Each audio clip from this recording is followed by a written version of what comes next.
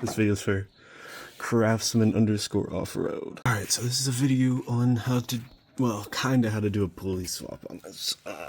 You can see he got this clutch right here. It moves about, well, probably about 2 inches. This is a clutch out right now, but I know yours is a bit different. For mine, that's about how big you got.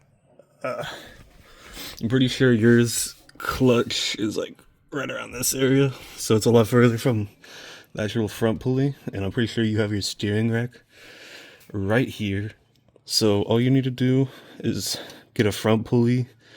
Most Briggs, I think your Briggs signal would be a 1 inch, but just like confirm that when you take it off. So you take that off, and make sure you get the belt off. I'm pretty sure you could go for like pretty much as big as you want. You could probably do like a 7-inch pulley or something crazy on this front one. For mine, I can only do 5-inch. I think a 5.5 would probably still be too big, but for you, since yours is a mud mower, off-road mower, I would suggest a 5-inch front and a 4 or a 4.5-inch rear, and that one's gonna be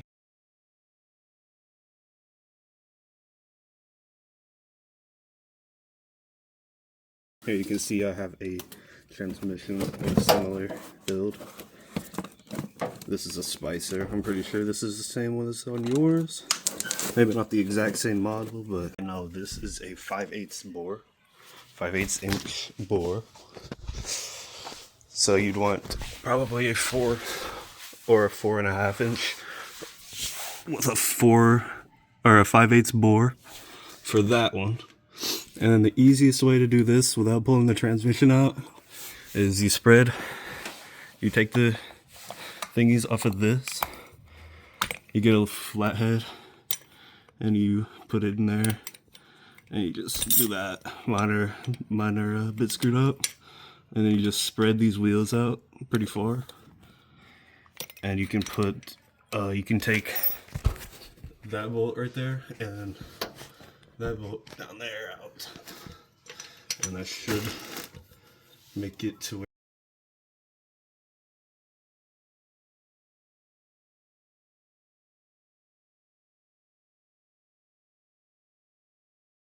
where you can pull this cover off and get into there. Get that pulley off. It's gonna be a C-clip. I don't know the ones that you need to get that off, but you could also just use some needle nose and grab it. You gotta be gentle with it because it will bend.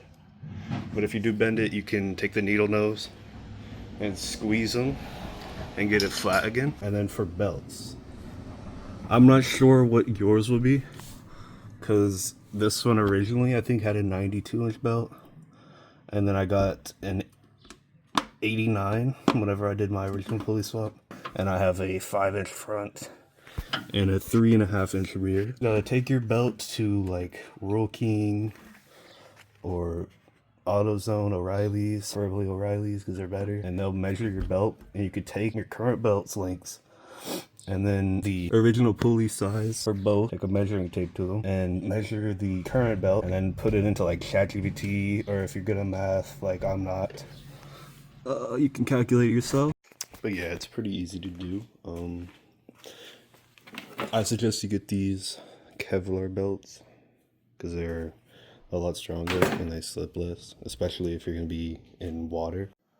Here we have a 3.5-inch pulley. This one is 5/8 bore. You can get these on Amazon. That's where I recommend you get them, because you don't have to weld it or anything. But get the belts. You could get the belts on Amazon as well, but I'd probably get them from like Roll King if you got one. The rear is going to be 5/8 bore for your transmission most of the time, because I got 2 different types of transmissions right there. They're both 5/8. This one has a different transmission in it, 5/8. And then the engine, 99% of the time, it's gonna be 1 inch. This engine, the Pose Twin, 1 inch. This single over here, 1 inch. You might not want to use a pedal like this for off-road because you might accidentally press it. I added another spring actually because this engine is much more responsive than that one was. Because it's just got a better carburetor. But yeah, while you're getting pulleys, I'd probably try to find new idler pulleys. This clutch pulley was going bad, but it wasn't like destroyed or anything. But yeah, 5/8, 1 inch. I recommend that one 5 inches. That one probably a 4 inch.